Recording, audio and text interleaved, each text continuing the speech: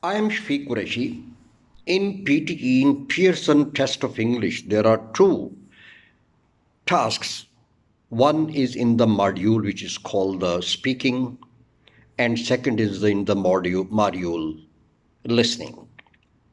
In speaking, the second task, the name of the second task is repeat sentences or repeat sentences. In this task, you have to listen to a sentence. There would be a speaker who can take maximum 9 seconds to speak a sentence, to say a sentence.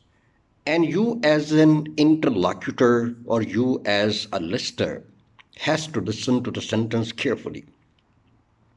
When one is listener, the most important and the most important thing and the most fundamental thing is your concentration towards the speaker. This is the most important prerequisite that you first of all you have to listen to the speaker carefully with concentration, because after all this is the process of comprehension. You have to comprehend something. What you have to comprehend? The sentence that may comprise minimum 7 8 words and can go to 14 15 words or even 16 words. But no matter what is the size of the sentence, there are certain things if you just follow them, so you can easily comprehend the entire sentence. So you see, this is one of the tasks in speaking that carries maximum marks. Each task can give you 90 marks. So in speaking, you understand that the speaking one task is divided into three parts. One is contents content carries 30 marks, and then comes fluency that also carries 30 marks, and 30 marks are for the pronunciation. And in my videos, most of the time I focus upon pronunciation as well as the fluency. Now, how you can best possibly comprehend the sentence? You see that whenever any sentence is spoken, they cannot be started without the introduction of a noun. And when noun is introduced, you can easily understand what is noun. And when we talk about the noun, when noun is introduced, it may be associated with article a, an, the, or the. A and are the indefinite articles, and the and the are the definite articles. They are used precisely to tell whether the noun is singular or plural, ordinary or definite noun, or special sort of noun. So, when noun is introduced in any sentence, this may be accompanied by the articles as well as adjective. Adjective is a word that adds meaning to a noun. So this would become one phrase: noun, article, and adjective. Adjective is a word that adds meaning to a noun. It means wherever there is a noun, there is every possibility of find article and adjective because they are directly related with the noun. So this is called phrase. So you can just talk about the phrases, not about a single word. Noun associated with article and adjective, this becomes one phrase and we can call it a noun phrase.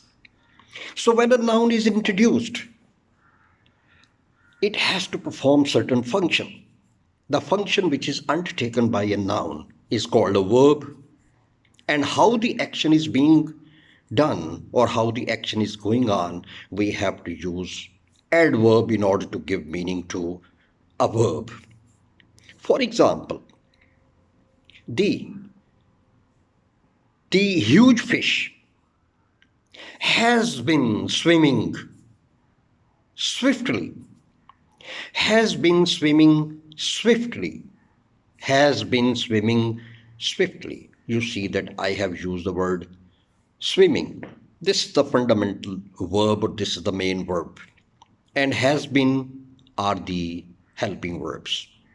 Swiftly is the adverb. So it means whenever there is a verb, the possibility of there is every possibility of finding the words like helping verbs and the adverb. So this would become a verb phrase because the fundamental action which is undertaken by is a verb. Where there is a verb, there would be helping verbs and there would be adverb also. So this also become one phrase and we can call it a verb phrase. Verb phrase. And when we combine different parts of the sentence, we have to use preposition.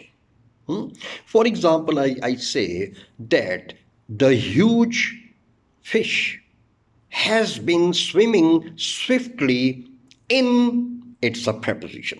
Now we expect some other part of the sentence. In the deep water, in the deep sea water. So now in, after in, again we use another part of the sentence. So you, instead of talking about just one word or singular words, you just talk about you just go for the phrases. By concentrating upon the phrases, you can easily remember or retain in your memory the entire sentence. So instead of what you can possibly do in repeat sentences, you can just listen to the sentence carefully with concentration, then focus upon the phrases, retain in your memory, and just repeat it as such. But you have to take care for your fluency because contents are not the everything in the speaking. They just carry 30 marks, whereas the entire task is carrying 90 marks. Then there is fluency. We can't give a longer pause, more than 3 seconds. Rather, just remain confined to giving the pause lasting for just 1 second. And then, no utterance. You can't produce any other sound except the repeating the words. And you don't have to repeat the words. And repetition of word also deteriorate or completely deteriorate your style of speaking, or this would just destroy your fluency. And then you have to read a bit louder and at a normal, just more than normal speed, just more than normal speed. In my previous video, I have already discussed that what is pronunciation. Just follow the rules of pronunciation and then you speak it, and the time which is given to you is maximum 15 seconds. 9 seconds are taken by the speaker and you are given 15 seconds. So you might think that why shouldn't I take more time to think over the sentence and then I repeat because I have 15 seconds, whereas the speaker may have taken just 7 seconds. No, this is not the case, because after the lapse of 3 seconds, the recorder or the mic would be automatically gets muted. So with the result, your words may not be recorded by the mic. So you have to take care for this thing. So follow these rules and you can get maximum marks. In the examination, actually, it is generally told that you may come across 10 to 12 tasks, but there could be less than 10. But whatever is the number, it is the task which carries a lot of marks.